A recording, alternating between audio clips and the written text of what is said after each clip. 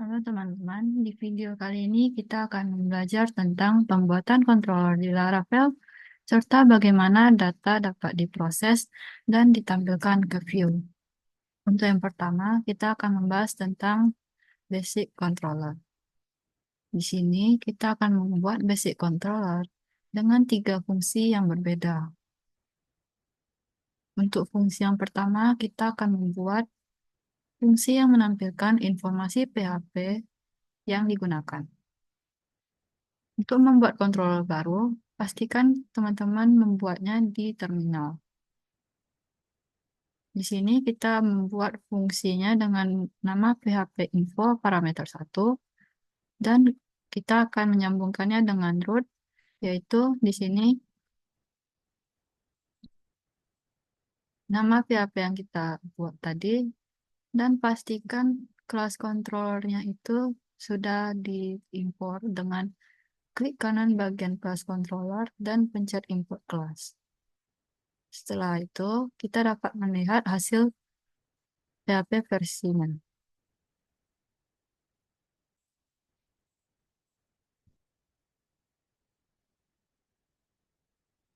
Contohnya kita akan membuat PHP versi 2. Di sini dia akan otomatis menampilkan PHP versi 8.2 dengan informasi tentang PHP versi berikut ini. Semua informasi ini akan ditampilkan. Selanjutnya itu fungsi yang menerima parameter dan melakukan enkripsi dengan menggunakan hash. Di sini kita akan membuat hash ID dengan parameter 1 dengan menggunakan if else. Untuk rootnya, pastikan penamaan webnya itu dengan parameter 1. Jika sudah, maka hasil akan menampilkan hasil enkripsi. Misalnya kita membuat dan otomatis dia akan menampilkan hasil enkripsi dari parameter yang kita masukkan. Selanjutnya, fungsi yang ketiga, yaitu menghasilkan angka random dengan random. Di sini kita akan menginput berupa 2 parameter. Di sini kita akan membuat parameter 1 dan parameter 2. Pastikan menggunakan fungsi rand ini. Jika sudah, pastikan root disambungkan dengan class controller. Untuk tampilannya, kita akan membuat dari angka 1 hingga angka 100.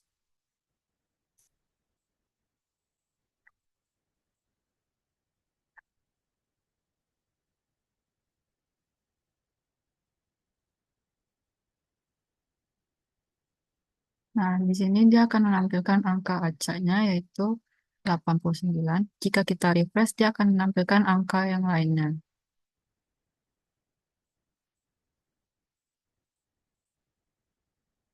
Selanjutnya, kita akan membuat resource controller. Resource controller ini controller yang memiliki metode dasar untuk operasi CRUD secara otomatis. Untuk bagian ini, kita bisa membuat dengan menjalankan perintah artisan di terminal. Itu php artisan make controller. Misalnya untuk di sini kita akan membuat class controllernya itu baru controller. Untuk bagian ini, kita pastikan di akhir penamaan controller itu ditambahkan dengan min 2 kali resource. Ini merupakan perintah cepat untuk membuat fungsi-fungsi index, store, show, edit, dan lain-lainnya. Di sini tampilannya akan menampilkan seperti ini. Sehingga teman-teman tidak harus menuliskan satu, satu persatu fungsi-fungsi berikut ini. Di sini kita akan menggunakan contoh-contoh fungsi ini dengan di sini yang pertama itu kita akan redirect ke halaman pegawai. Selanjutnya kita akan menyimpan data pegawai di store. Yang ketiga, mengambil data pegawai berdasarkan ID dengan fungsi show. Yang keempat, meredirect ke halaman perubahan data pegawai dengan fungsi edit. Dan terakhir, menghapus data pegawai berdasarkan ID dengan fungsi destroy. Di sini saya membuat dengan parameter 1 dan parameter 2. Untuk di bagian webnya, pastikan root terhubungkan dengan kelas controllernya. Jika sudah, kita akan coba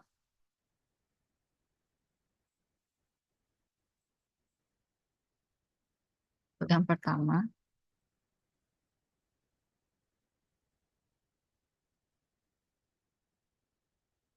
Nah, untuk yang pertama tadi kita menggunakan indeks, yaitu dia akan menampilkan redirect ke halaman daftar pegawai. Selanjutnya, jika kita ingin menyimpan data, kita akan menambahkan bagian store. Pastikan kawan-kawan memasukkan dua parameter agar data dapat disimpan.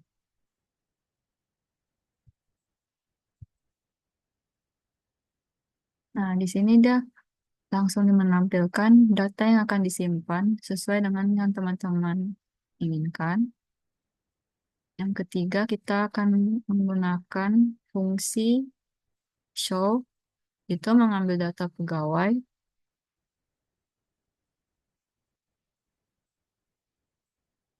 Nah, dia akan menampilkan mengambil data pegawai ID nomor 2. Selanjutnya, fungsi yang keempat yaitu edit. Dia akan meredirect ke halaman perubahan data pegawai milik ID nomor 3. Dan terakhir, fungsi yang kelima itu menghapus data pegawai berdasarkan ID.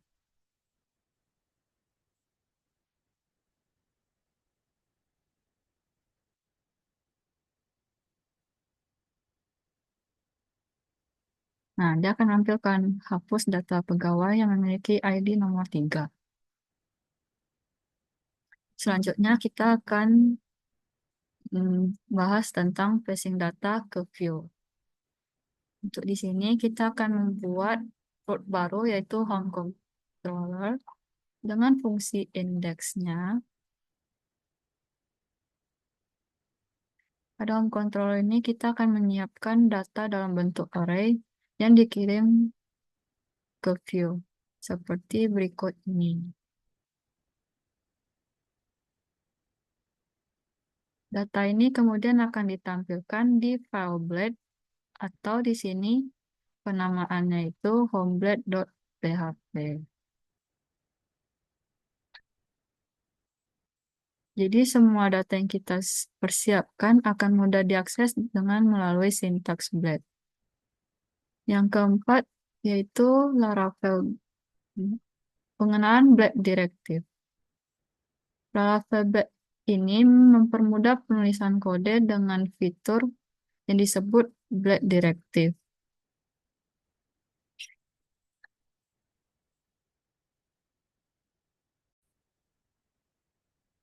Nah, seperti yang teman-teman bisa lihat, yang sebelumnya kita untuk mencetak data kita menggunakan perintah echo, sekarang kita cukup menggunakan kurung kurawal dan nama parameter atau nama data yang ingin kita buat. Dan dengan perintah ini, dia akan langsung otomatis mengecho data yang kita inginkan. Untuk untuk perulangan atau loop juga sama. Yang awalnya kita harus membuat for I sama dengan 0, I lebih besar dari 10, dan selanjutnya atau menggunakan for each atau while, teman-teman bisa cukup menggunakan dengan at, for, dan diakhiri dengan at and for. Atau at for each dan diakhiri dengan at and for each.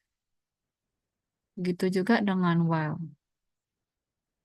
Untuk kondisi juga begitu. Yang awal kita menggunakan else, if else, dengan menuliskan satu-satu, kita cukup menggunakan at if, at else, dan at else.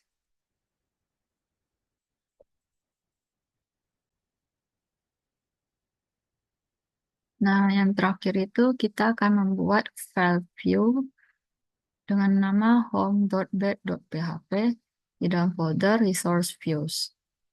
Di sini ada codingan untuk bagian controller yang telah kita buat di basic control sebelumnya. Bisa kita tambahkan pemanggilan view untuk memanggil file home.bat.php dan menyalin data berikut untuk di passing ke view.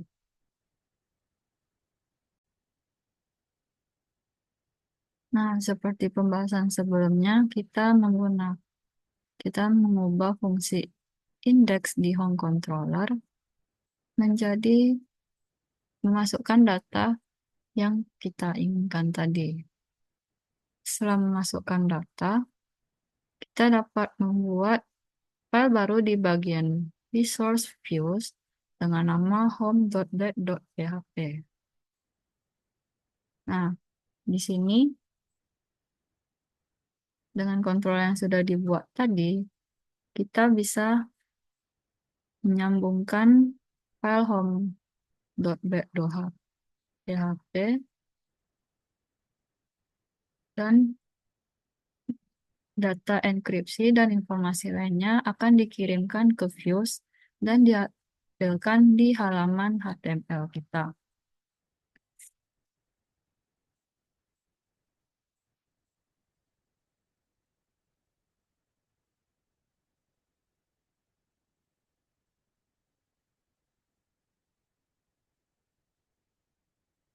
Nah, berikut tampilannya setelah kita memasukkan beberapa data yang di-passing ke view tadi.